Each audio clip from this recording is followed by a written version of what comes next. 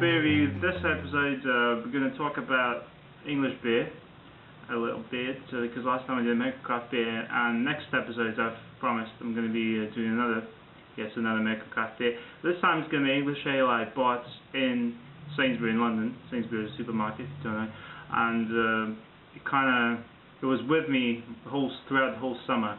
Finally brought it back home. So this bottle is of the Flavours Organic Honeydew Ale, which is supposed to be, apparently it's the best sold organic beer in the UK today, and it's certified, everything, all the ingredients are organic, and also domestic from the UK, from England in fact. It's 5% ABV, and it's a half-litre bottle, very nice, for the design, very typical. I like the cap, has a B, and it's organic honeydew as well. So I'm going to talk about the style. I had a certain confusion with trying to determine the style of this beer. We'll talk about that. Right, so Beer Advocate classifies this beer as an English pale ale, but I was sure there's some misinterpretation, because from the reviews I've got, reviews I've read, people say it's not quite an English pale ale.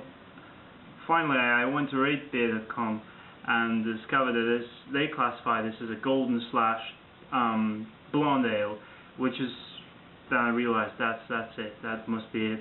So that style of beer it's a lighter version, very popular in North America, Canada, and the US as well.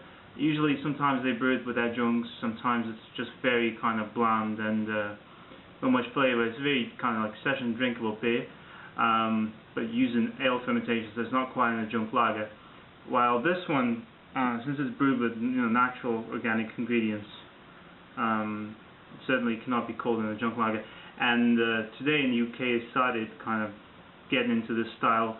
And the good thing about this is that the English version of the style usually has more flavour to it, a bit more hops, and the malt's a bit more complex. Now, the Harvest Moon Bitter and Twisted is also classified as a blonde ale, and I remember reviewing that. That was quite a good beer. So we'll see. Let's review this one now, and maybe it's not bad, maybe it's very good. Okay, so the back label first of all. This award-winning premium beer is delightfully sweet, golden, and refreshing. UK's leading organically produced ale, brewed using only organically produced ingredients, English malts and the finest honey, give a mellow, rounded character which is deliciously balanced with zesty hops. Best served chilled honeydew is a perfect accompaniment to many foods. So yeah, they do use real honey in this beer and no adjuncts, so it should be good enough. I've also heard that they sort of use this beer as a gimmick, and I've seen quite a few adverts and billboards and posters in London advertising this beer, and they try to get people who are not really into beer, sort of introduce them to beer through this beer. So if someone gets into the beer drinking habit via this beer, Flavours can be proud of that. I guess they try to appeal to the sweeter kind of taste honey probably going to give us. Well, let's see about that. Let's open the bottle now. And I really want to save the cap, even though this beer is now sold in my area, so worst comes to worst, I guess get another one sometime. And it's a nice orange cap. I really like that's probably why I bought this beer originally. I recall back in the days I saw El Halak review this beer, so maybe that kind of acted as a trigger as well. Using my naughty glass. Now these bottles, they have a slight disadvantage due to their really small, thin, narrow bottleneck. I think it should be fine. Okay, very carbonated, orange color, so like medium amber, off-white, fluffy head. I think it's going to dissipate quite quickly due to carbonation. Kind of makes me wonder if it's going to stick around or not, but nevertheless, let's give it a smell now. Definitely very similar to the flagship beer, which is the London Pride. It's a bitter ale from Flavours. So nice aromatic hops, very good caramel malty as well background, but at the same time you get nice honey smell to it. Also loads of apple I'm getting. I guess it kind of blends with the malts and produces that interesting smell. It makes me think of summer and like good weather and good pastimes, I guess.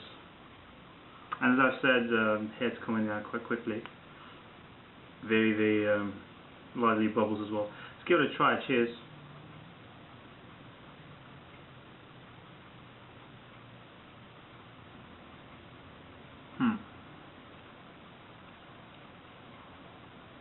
Not very strong taste.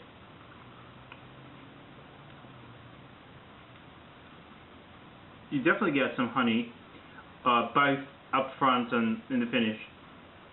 The hops are very slightly, present there, very mild, despite me sensing them in the aroma.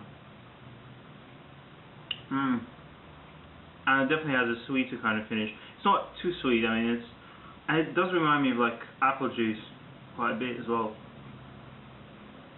Very crisp. And now I'm starting to get a bit of a grainy finish as well. The mouthfeel is a bit too crisp actually because of the carbonation. I'm sure it's going to drop in a few moments. And I am serving this cold as it says in the thing on the label, but I think I might benefit from being slightly warmer. So I'll come back to you in a few moments and we'll see how it changes with temperature. But at this point I can say it's not bad, it's not very impressive, but I think it does serve the purpose of being, a nice introductory kind of ale or good summer. Alright, so I have this idea. If I was to judge this, as an English pale ale, I'd probably give this quite a low rating. But since I reconsidered the style and call this a blonde ale, I think it's very well fitting, and it's even more complex than some other blonde beers would tend to be like. Definitely get loads of fruitiness and a bit of honey. I think probably the prevalent notes are like of that apple, maybe a bit of lemon as well. Some mild hops, some nice biscuity malts as well. The finish is a bit dry and bitter, a bit sweet, a bit bready, but it's not lingering, so it's very good for people who don't like, how that bitter dry finish in the mouth for a long time. So I think it serves the purpose of like attracting new people, like being a nice refreshment for the summer just well. It's very, very appropriate for that, appropriate for the style as well, for that matter. Drinkability is very high on this one. It doesn't taste like beer. I mean, it tastes like beer, it doesn't drink like a beer. So, by the end of this big bottle, I enjoyed this as much as I would in the beginning. Even this actually gets better with beer for temperature raise and less carbonation. So I'm going to give this an 8 out of 10 actually, because I think it's a good beer. It's nothing outstanding. I mean, if you compare it to other Fuller's beers, I've had about 4 or 5 different types of Fuller's beers. The different styles obviously, but they're probably more close together than with this beer. But still, I think it's a worthy try. I'm definitely going to seek out, I'm going to probably get more of these in my area and see how it goes.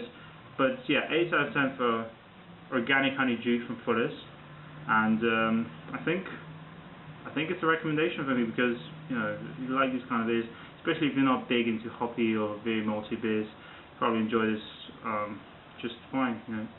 So thanks for watching, guys. Next time I'm going to be reviewing a totally new style for me. So stay tuned and